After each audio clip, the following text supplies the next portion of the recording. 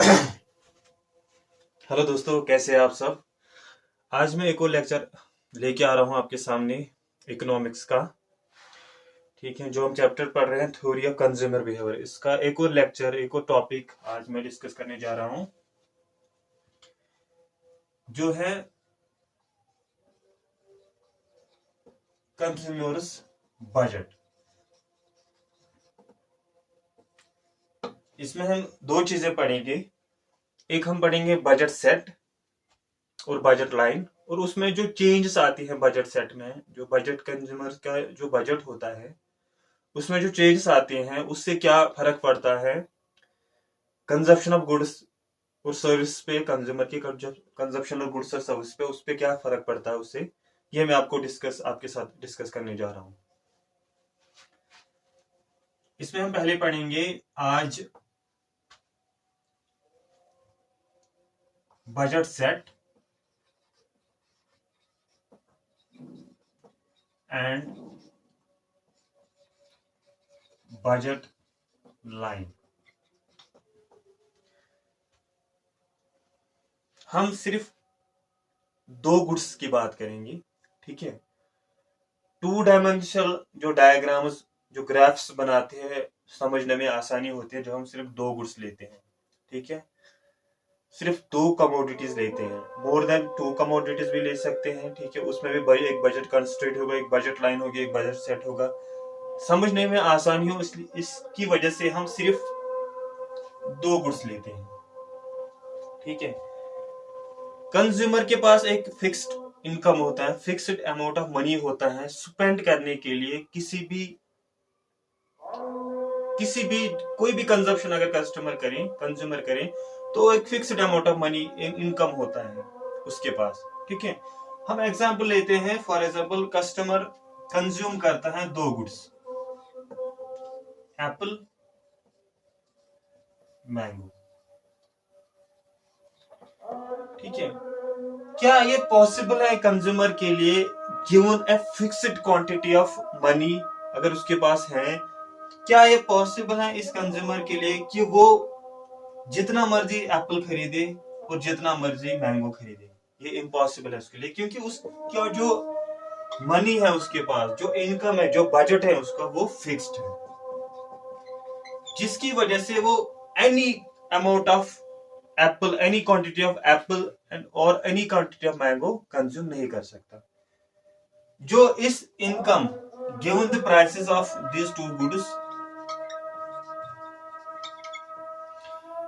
जो जो अगर ये पूरी की पूरी इनकम इन दो गुड्स पे खर्च करता है, स्पेंड करता है, तो या तो ये पूरी इनकम स्पेंड करके ये एक कॉम्बिनेशन ले ले इन गुड्स की, या तो सिर्फ ये गुड ले या ये गुड ले, वो भी पॉसिबल है। या इससे कम अमाउंट में जितना भी इसको मिलेगा, या वो कॉम्बिनेशन ले, ठीक है। तो any quantity, any combination possible नहीं है, ठीक है। जो कॉम्बिनेशन पॉसिबल है इस फिक्स्ड अमाउंट ऑफ मनी के साथ, उसको हम कहते हैं बजट सेट, ठीक है।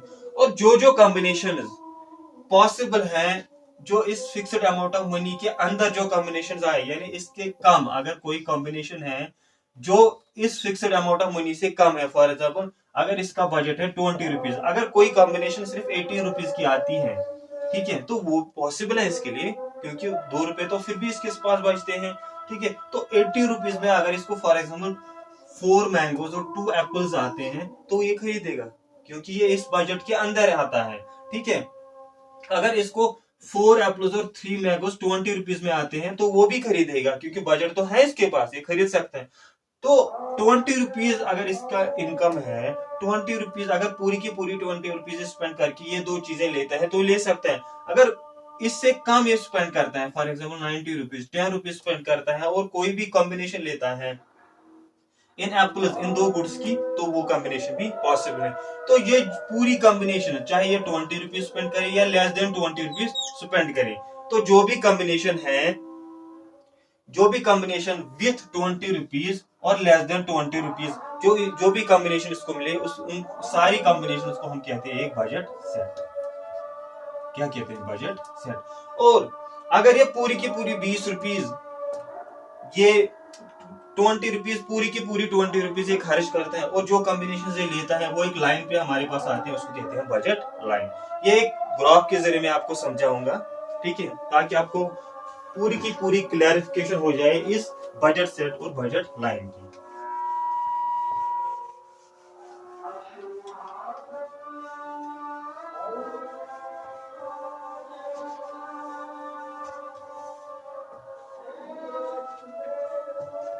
थोड़ा सा वेट करते हैं, अजान हो रही है, अजान के बाद हम रिज्यूम करेंगे, ठीक है।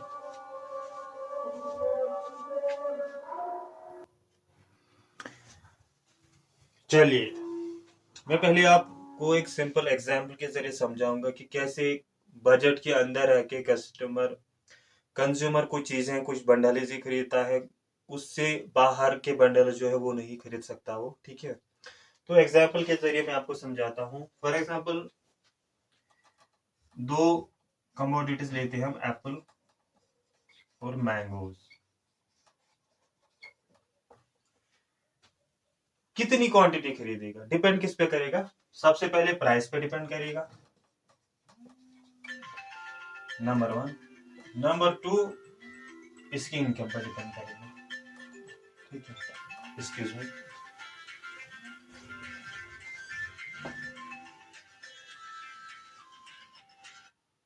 हेलो।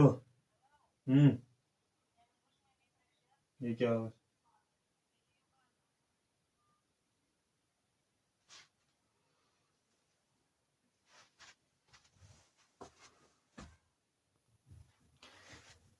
ओके, तो दो चीजों पे डिपेंड करेगा कि कस्टमर कितनी क्वांटिटी एप्पल्स की खरीद सकता है, मैंगोज की कितनी खरीद सकता है। मतलब इसका एक कंजप्शन बंडल होगा। वो कंजप्शन बंडल इन दो चीजों, जो भी कमोडिटीज हैं, उनके प्राइस पे डिपेंड करेगा और कंज्यूमर की इनकम पे डिपेंड करेगा, ऑब्वियसली, ठीक है। अगर फॉर एग्जांपल एप्पल की प्राइस है से फॉर एग्जांपल 5 रुपीज और मैंगो की प्राइस है 4 रुपीज, तो और इनकम है, कंज्यूमर की इनकम है 50 रुपीज, ठीक है।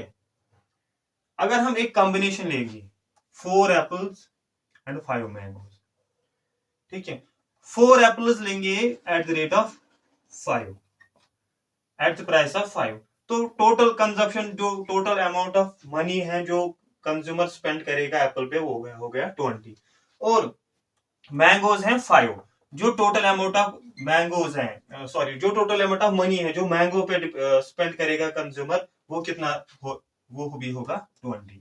तो टोटल जो है मनी जो स्पेंड करेगा कंज्यूमर वो है 40। तो 40 रुपीज इसके बजट के अंदर है। ये कंजप्शन बंडल जो है 4 एप्पल्स एंड 5 मैंगोज की जो कंजप्शन बंडल है, ये कंज्यूमर के बजट के अंदर है। मतलब कंज्यूमर, ये कॉम्बिनेशन पॉसिबल है कंज्यूमर के लिए, ये कंज्यूमर कॉम्बिनेशन वो ले सकता है, ठीक है। इसी तरह अगर हम एप्पल्स को करते हैं 5 रखते हैं, एप्पल्स को, मैंगोज को भी 5 रखते हैं, ठीक है। एप्पल 1 यूनिट ऑफ एप्पल की प्राइस है 4, टोटल एप्पल लेता है 5, तो 20 एज बिफोर, ठीक है। यहां पे मैंगोज मैंने 5 कर दिए, लेकिन प्राइस है मैंगोज की 4, सॉरी, यहाँ पे मैंगोज यहाँ पे एप्पल्स मैंने 4 लिए थे, ठीक है, और यहाँ पे मैंने मैंगोज लिए थे 5, ठीक है। यहाँ पे मैंने लिए मैंगोज 5 और प्राइस, सॉरी, एप्पल्स 5 और प्राइस क्या है ईच एप्पल की 5, तो 25 आएगा यहाँ पे। और यहाँ पे मैंने मैंगोज लिए 5 और 4 है प्राइस मैंगोज की, ठीक है, 4 यूनिट ऑफ मैंगो की प्राइस है 4, तो 20, तो टोटल 45, तो बजट के अंदर है। 50 रुपीज है, तो ये कॉम्बिनेशन भी ले सकते हैं। अगर मैंने यहाँ पे एप्पल मैंने रख दिए फॉर एग्जाम्पल 6 कर दिए एप्पल और मैंगोज को 5 कर दिया, तो यहाँ पे देखते हैं 6 एप्पल तो 6 इंटू 5 30, 5 मैंगोज 5 इंटू 4, ठीक है, तो ये हो गए 20। तो अगर ये देखो 30 और 20 ये हो गए 50 रुपीज, तो ये कॉम्बिनेशन भी पॉसिबल है। अगर मैं यहाँ पे करता हूं 7 एप्पल्स और 5 मैंगोज, वहां पे देखते हैं, या ये हो गया 35 रुपीज और ये हो गया 20, ये टोटल हो गया 55 रुपीज। ये कॉम्बिनेशन कंज्यूमर ले नहीं सकता है क्योंकि ये इसके बजट के बाहर है, क्योंकि टोटल बजट इसका है 50। तो ये वही कॉम्बिनेशन ले सकता है, या तो इसका पूरा बजट कंज्यूम हो जाए, यानी पूरी का पूरी जिस कॉम्बिनेशन पे ये पूरी की पूरी इनकम स्पेंड करे, ठीक है, या तो ये वो कॉम्बिनेशन ले सकता है, या वो कॉम्बिनेशन जो इसके बजट के अंदर ले जाए, यानी इसके बजट के वो कॉम्बिनेशन ले सकता है जो इसके बजट के अंदर आ जाए, ठीक है, या तो पूरा बजट कंज्यूम होगा या इसके बजट के अंदर, यानी इसके बजट से जो कम जो कॉम्बिनेशन इसके बजट के कम में आएगा, ठीक है। फॉर एग्जाम्पल अगर कोई 40 रुपीज की कॉम्बिनेशन है वो कर सकता है, ये इसको ले सकता है 45, 48, 49, 50, या तो इस वो कॉम्बिनेशन जिसका प्राइस जिसका टोटल अमाउंट ऑफ मनी होगा इक्वल टू एम, या जिसका total amount of money less than M होगा, वही कॉम्बिनेशन से ले सकता है, ठीक है। अब मैं आपको ये समझाऊंगा एक इक्वेशन के जरिए और एक ग्राफ के जरिए, ठीक है।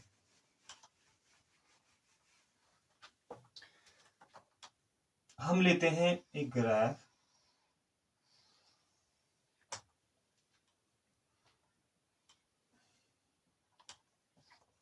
यहां से लेते हैं हम एप्पल, ठीक है, और यहां से लेते हैं हम मैंगो, ठीक है।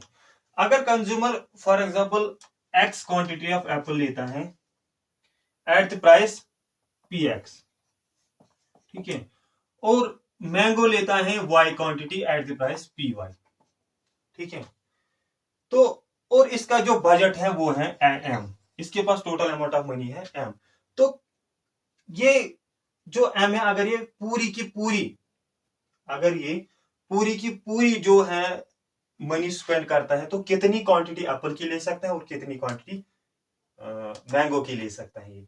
तो अगर हम देखें, अगर ये प्राइस है एक्स पी एक्स एप्पल का, और उसकी ये एक्स क्वांटिटी लेता है, ठीक है, और प्राइस है मैंगो का पी वाई, और अगर ये उसकी लेता है वाई क्वांटिटी, तो अगर इनको जोड़ें तो इसका ये आएगा इसका, ठीक है। तो टोटल अमाउंट ऑफ मनी जो स्पेंड करेगा वो होगा equal to price of X into quantity of X, price of X जो एप्पल का है और उसकी क्वांटिटी, प्राइस ऑफ वाई जो मैंगो का है और उसकी quantity, total amount of money होगा। तो अगर ये इससे कम स्पेंड करता है, अगर ये जो अमाउंट है क्वांटिटी, जो मैंने इसके पहले जो एग्जांपल है उसमें आपको समझा दिया, अगर ये जो अमाउंट है ये इस अमाउंट से जो ये अमाउंट स्पेंड करता है जो लेता है, फॉर एग्जाम्पल अगर ये 50 रुपीज है और यहाँ पे 20 रुपीज खर्च करता है और यहाँ पे भी 20, ये 40 हो गए, मतलब ये 40 लेस देन 50 हो गया, तो उस टाइम हम कह सकते हैं कि ये जो अमाउंट ऑफ मनी जो इसने खर्च किया वो इसके बजट के अंदर था, यानी लेस देन था। तो ये कॉम्बिनेशन ये जो कॉम्बिनेशन ये ले सकता है, या तो ये इसके बराबर होगी, यानी पूरी की पूरी जो मनी है वो स्पेंड करेगा, या इससे कम होगा, यानी जो मनी है उसमें से ये एक पार्ट स्पेंड करेगा और एक पार्ट स्पेंड नहीं करेगा, ठीक है। अगर इससे कम स्पेंड किया तो भी कॉम्बिनेशन ले सकता है, अगर पूरा स्पेंड किया तो भी कॉम्बिनेशन ले सकता है। अगर हम यहां देखें, ठीक है, अगर हम ये यहां देखें अगर ये सिर्फ और सिर्फ एप्पल कंज्यूम करता है, यानी ये मैंगो जो है क्वांटिटी ऑफ मैंगो यानी वाई 0 है, तब हम देखते हैं इस इक्वेशन का क्या होगा, ठीक है। पी एक्स इंटू एक्स, ये वाई 0 यानी मैंगो ये नहीं लेता, सिर्फ एप्पल लेगा, ठीक है, तो P X into X M के बराबर रहेगा, ठीक है। यानी अगर ये पूरी अमाउंट ऑफ मनी स्पेंड करता है और वाई ये जो वाई क्वांटिटी ऑफ मैंगो है वो लेता ही नहीं है, ठीक है, 0 मैंगो लेता है, सारी की सारी जो इनकम है एप्पल पे खर्च करता है, तो जो क्वांटिटी ऑफ एक्स है सॉरी जो ये लेता है पूरी मनी खर्च करके जो लेता है, मतलब ये लेता है सिर्फ एक्स, ठीक है। अगर ये फॉर एग्जांपल यहाँ पे ये पॉइंट लेता है और ये पॉइंट जो यहाँ पे पॉइंट है, ये पॉइंट हमें दिखाता है कि जो इसने ले ली एक्स क्वांटिटी ऑफ एप्पल और 0 क्वांटिटी ऑफ वाई, ठीक है, वाई की इसने 0 क्वांटिटी ली, यानी वाई की 0 क्वांटिटी ली, और जो एप्पल की इसने एक्स क्वांटिटी ली, सिर्फ फॉर एग्जांपल ये 10, 20 कुछ भी हो सकता है एक्स, लेकिन वाई की इसने 0 क्वांटिटी ली, सेम। और यहाँ पे अगर हम एक्स का वैल्यू निकालते हैं तो वो हमें आएगा M by P X, money divide by price of apple, ठीक है, जो एक्स की जो ये एक्स होगा, जो यहाँ पे एक्स की वैल्यू होगी वो होगी एम बाई पी एक्स, इसको हम कहते हैं हॉरिजॉन्टल इंटरसेप्ट भी। यानी जो स्ट्रेट लाइन अगर हम यहां से यहां डालें, जो स्ट्रेट लाइन जीरो से ऑरिजिन से यहां इस पॉइंट तक जो लेंथ होगी, इसको कहते हैं हॉरिजॉन्टल लाइन पे, उसको कहते हैं हम हॉरिजॉन्टल इंटरसेप्ट। इसी तरह अगर हम एक्स को जीरो रखते हैं, यानी सारी की सारी इनकम अगर ये मैंगो पे खर्च करता है, यानी X X equal to zero, यहां पे इफ अगर हम y, यहां पे y इक्वल टू मैंने जीरो लिया, if y is zero, if x is zero, then उस टाइम क्या होगा, पी वाई इंटू वाई, ये होगा m के बराबर। ठीक है, अगर ये मैंने यहाँ पे ये एग्जांपल लिया, अगर ये पूरी की पूरी अमाउंट कंज्यूम करता है इन दो गुड्स पे, ठीक है, तो यहाँ पे y हमें निकलेगा m बाई पी वाई। ठीक है, मतलब ये पॉइंट यहां हो सकता है जहां पे y की कुछ वैल्यू है और x जीरो है, यानी x जीरो है, y की कुछ वैल्यू है, और ये जो y है ये इक्वल टू रहेगा m बाई पी वाई, यानी total amount of money divide by price of this commodity here mango. ठीक है, इसको कहते हैं हम हॉरिजॉन्टल इंटरसेप्ट। यानी यहां से यहां तक हम अगर हम लाइन जोड़ते हैं, सॉरी ये थोड़ी टेढ़ी हो गई, जो स्ट्रेट लाइन यहां से यहां तक हमें आएगी, ठीक है, और यहां पे y एक्सिस पे जहां पे ये काटेगा, इसको कहते हैं y इंटरसेप्ट या वर्टिकल इंटरसेप्ट, वो होगा बराबर m बाई पी वाई। ठीक है, और ये हॉरिजॉन्टल इंटरसेप्ट होगा बराबर x by sorry m by P X. ठीक है, और जो ये लाइन है, ये यहां पे कोई भी पॉइंट अगर देखे, इन पॉइंट दो पॉइंट्स को छोड़ के कोई भी पॉइंट होगा, वो होगा equal to P X into X plus P Y into Y, ये रहेगा बराबर m के बराबर। ठीक है, और ये जो इक्वेशन है इसको कहते हैं इक्वेशन, ये जो इक्वेशन है ये बजट लाइन को दिखाता है, बजट लाइन को दिखाता है। और अगर हम इसमें ये इंट्रोड्यूस करें, या मतलब ये जो क्वांटिटी है जो इसने खरीदी, या तो पूरी की पूरी खर्च करके खरीदे गए इक्वल रहेगा, या इससे कम मनी खर्च करके ये क्वांटिटी ये कॉम्बिनेशन लेगा, उस वक्त जो पॉइंट्स हैं वो यहां पे आएंगे, इस लाइन के अंदर आएंगे। जब ये कंज्यूमर इस जो अमाउंट ऑफ मनी है इस बजट के अंदर कुछ लेगा, बजट से कम खर्च करके कोई भी कॉम्बिनेशन लेगा ये कंज्यूमर, तब जो पॉइंट्स हैं वो यहां पे आएंगे, यानी इस बजट लाइन के अंदर आएंगे। ठीक है, इस बजट लाइन के ऊपर जो पॉइंट्स हैं, फॉर एग्जांपल जो भी पॉइंट इस बजट लाइन के ऊपर हैं, जैसे मैंने आपको पहले एग्जांपल में बताया, जैसे एप्पल का प्राइस था 5, मैंगोज का प्राइस था 4, मैंने बोला था 7 एप्पल ही नहीं ले सकता और 4 मैंगोज के साथ। ठीक है, क्योंकि उसका प्राइस, उसका जो टोटल अमाउंट ऑफ मनी 55 आएगा, वो यहां कहीं पे आ सकता है बजट लाइन के उसके ऊपर, जो उसके इसके बस की बात नहीं है, क्योंकि इसके पास उतना बजट ही नहीं है, इसलिए वो कॉम्बिनेशन नहीं आएगी। तो बजट लाइन के ऊपर जो यहाँ इस साइड में जो भी कॉम्बिनेशन होगी वो पॉसिबल नहीं है कंज्यूमर के लिए कि वो अचीव करे उस कॉम्बिनेशन को बजट लाइन पर, और बजट लाइन के अंदर जो भी कॉम्बिनेशन है वो कंज्यूमर के लिए पॉसिबल है। ठीक है, तो ये बजट लाइन की इक्वेशन है। अगर हम यहाँ जोड़ दें तो एक बजट सेट की इक्वेशन बन जाएगी, जिसमें एक बजट लाइन के ऊपर जो कॉम्बिनेशन आए हैं वो भी आएगी, और बजट लाइन के अंदर जो कॉम्बिनेशन है वो भी आएंगी। ठीक है,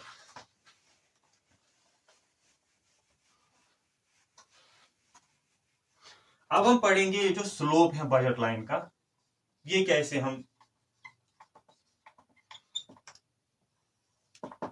निकालते हैं। ठीक है, अगर हमें, जैसे कि मैंने बताया एप्पल है, ठीक है, एक एप्पल है, उसका प्राइस है जो मैंने बताया आपको पी एक्स, फॉर एग्जाम्पल उसका प्राइस है 10 रुपीज। ठीक है, 10 रुपीज है प्राइस एप्पल का। अगर हम पी वाई यानी प्राइस ऑफ मैंगो जो मैंने आपको बताया था वो है 5 रुपीज। ठीक है, तो आपको क्या लगता है, अगर कंज्यूमर के पास एक फिक्स्ड अमाउंट ऑफ इनकम है, से फॉर एग्जांपल उसके पास है 50 रुपीज, उसके पास है 50 रुपीज को स्पेंड कर अगर वो करेगा तो कितने एप्पल्स ले सकता है मैक्सिमम, और मैंगोज कितने ले सकता है। ठीक है, एक कॉम्बिनेशन लेंगे हम जिसमें ये पूरे के पूरे जो है मैंगोज, वो जिसमें ये पूरे के पूरे 50 रुपीज स्पेंड करके कुछ मैंगोज लेगा और कुछ एप्पल्स लेगा, एक कॉम्बिनेशन हम ले सकते हैं। फॉर एग्जाम्पल ये लेता है 2 एप्पल्स। ठीक है, तो अगर 2 एप्पल्स लेगा तो उसको 20 रुपए खर्चने पड़ेंगे और बाकी वहां पे बच गए 30 रुपीज। तो कितने मैंगोज ले सकते हैं 30 रुपीज में? 6 मैंगोज ले सकते हैं। ठीक है, तो एक मैंगो की प्राइस है 5 रुपीज, तो टोटल ये 6 मैंगोज ले सकता है। तो कितनी 30 रुपीज ये मैंगोज पे स्पेंड कर सकता है। ठीक है, तो 30 रुपीज मैंगोज पे स्पेंड कर सकता है, 6 मैंगोज ले सकता है। ठीक है, और 10 रुपीज अगर 10 रुपीज के प्राइस पे ये 2 एप्पल्स अगर ले सकता है, 2 ले सकता है और 6 मैंगोज ले सकते हो, 6 मैंगोज और 2 एप्पल्स, ये कॉम्बिनेशन बनी। अगर इसको जरूरत पड़ी, अगर ये चाहता है कि मैं एक और एप्पल ले लूं, तो इसको कितने मैंगोज छोड़ने पड़ेंगे? ठीक है, फॉर एग्जाम्पल ये चाहता है कि मैं एक और एप्पल ले लूं, यहाँ पे इसने 2 एप्पल्स ले लिए 20 रुपीज पे। अगर ये बोल रहा मैं 3 एप्पल्स लगे, इसको 30 रुपीज यहाँ पे देने पड़ेंगे, 30 रुपीज इसको यहाँ स्पेंड करने पड़ेंगे। उसके लिए इसको कितने मैंगो छोड़ने पड़ेंगे? ठीक है, एक बनाना अगर सबस्टिट्यूट कर, अगर ये एक एप्पल सबस्टिट्यूट करता है, तो उस एक एप्पल को सबस्टिट्यूट करने के लिए इसको कितने मैंगो छोड़ने पड़ेंगे? 5 रुपए का एक मैंगो है, इसको ऑब्वियसली 2 मैंगो छोड़ने पड़ेंगे, तो मैंगो इसको सिर्फ 4 लेने पड़ेंगे। ठीक है, 2 मैंगोज, क्योंकि एक मैंगो का प्राइस है 5 रुपीज, तो 2 मैंगोज का हो गया 10 रुपीज। एक एप्पल को लेने के लिए इसको 2 मैंगो छोड़ने पड़ेंगे। ठीक है, मतलब ये 4 मैंगो ही ले पाएगा। 5 इंटू 4, ये हो गया 20, ये हो गया 30। तो बजट में आ गया। ठीक है, पूरा का पूरा इसने इनकम कंज्यूम किया, इसने पूरा का पूरा इनकम स्पेंड किया, जो भी इसका मनी था इन 2 चीजों पे। ठीक है, मतलब इसको सबस्टिट्यूट करना पड़ा। फॉर एग्जाम्पल अगर इसका प्राइस है px, इसको कितनी क्वांटिटी ऑफ मैंगो छोड़नी पड़ी एक और एप्पल को लेने के लिए? इसको छोड़नी पड़ी px बाई py। ठीक है, कितने? ठीक है, px कितना है 10 रुपीज, py कितना है 5 रुपीज, यानी इसको 2 मैंगो छोड़नी पड़ी। ठीक है, इसको 2 मैंगो छोड़ने पड़े एक यूनिट ऑफ एप्पल लेने के लिए। जितने ये जो px और py है, यही px और py डिनोट करता है स्लोप ऑफ बजट लाइन। ठीक है, p यानी कितने, एक यूनिट ऑफ एप्पल, एक एक्स्ट्रा यूनिट ऑफ एप्पल लेने के लिए इसको कितने छोड़ने पड़े मैंगोज। ठीक है, यही मतलब ये हम दिखाते हैं जो इनके रेशो ऑफ इनके प्राइस का, जो इनका प्राइस का रेशो है, इनका जो प्राइस का रेशो है उससे हम दिखाते हैं। यानी एक एक्स्ट्रा एप्पल लेने के लिए इसको px, अगर एप्पल का प्राइस x है, इसको मैंगो कितने छोड़ने पड़े, अदर गुड कितना छोड़ना पड़ा px बाई py। होप आपको ये समझ आया होगा। तो स्लोप हम कैसे निकालते हैं? स्लोप हम कैसे निकालते हैं बजट लाइन का? ठीक है,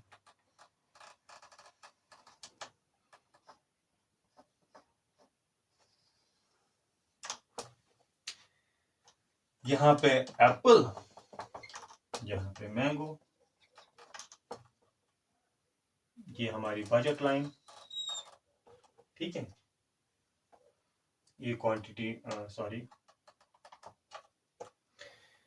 तो ये हमारी बजट लाइन है। ठीक है,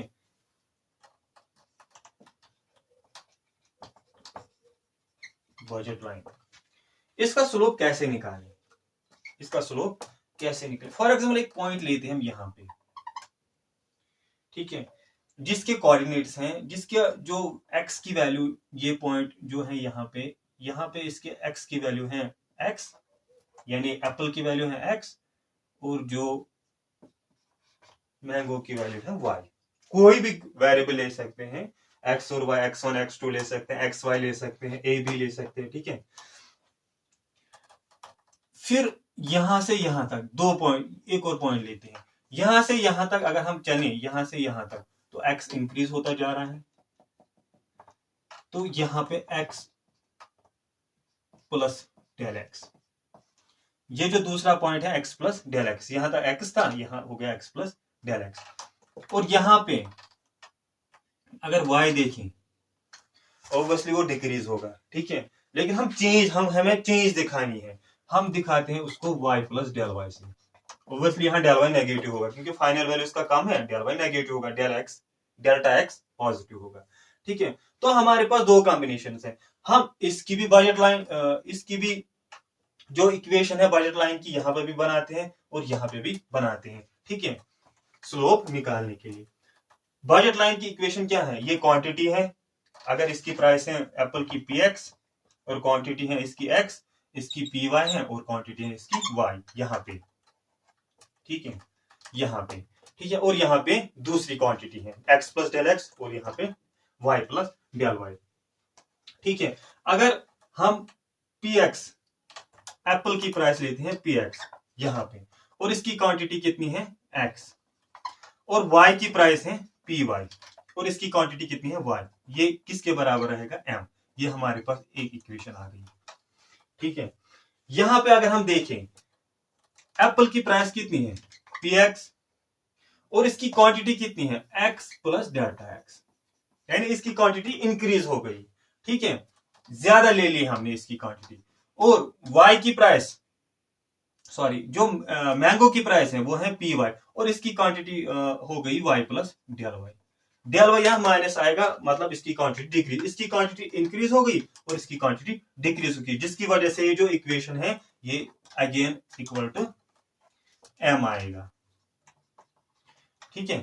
ये इक्वेशन सेकंड हमारे पास होगी। अगर हम इन इक्वेशंस को सबट्रैक्ट करें आपस में, जो मैथमेटिक्स आया आपको, इतना मैथमेटिक्स आपको आता होगा, ठीक है, अगर हम इनको सबट्रैक्ट करें तो हमारे पास क्या आएगा, ये जो px है और ये px है, ये सबट्रैक्ट करके ये कैंसिल हो जाएगा, ठीक है, ये py और py ये भी कैंसिल हो जाएगी, हमारे पास बचेगा क्या, हमारे पास बचेगा px delta x plus py delta y, m और m कैंसिल हो जाएगा, ये बन जाएगा 0, ठीक है।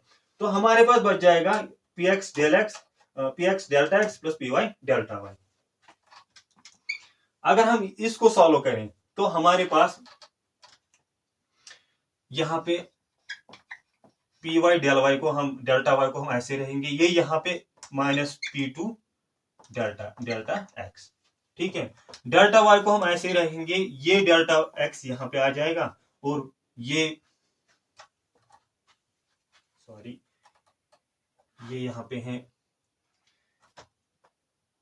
px, ठीक है, तो ये px, ये py डेल्टा y यहां रहेगा और ये जो px डेल्टा x है ये यहां आ जाएगा और ये माइनस हो जाएगा, ठीक है, ये माइनस बन जाएगा इक्वेशन के उस साइड, जब कोई भी क्वांटिटी जाती है तो माइनस हो जाती है, ठीक है, अगर यहाँ पे प्लस है, ठीक है। डेल्टा y हम यहीं पे रखेंगे, ये डेल्टा x इसमें डिवाइड होगा, ये नेगेटिव साइन इसके साथ और ये px और यहाँ पे py, ये डेल्टा y और डेल x ये क्या है, delta y change in quantity of y, ये यहां से यहां तक, मतलब ये डेल्टा y यहां से यहां तक, ये डेल्टा y और ये हो गया डेल्टा x, मतलब ये रेशो है परपेंडिकुलर बटा ये हाइट का रेशो है, ये हम कहते हैं परपेंडिकुलर, ये होगी बेस, ये रेशो है इनका डेल्टा y और डेल x, ये जो रेशो है इसी को कहते हैं स्लोप ऑफ बजट लाइन, इसी को कहते हैं स्लोप ऑफ बजट लाइन, ये है रेशो ऑफ प्राइसेस के बराबर, नेगेटिव ऑफ रेशो ऑफ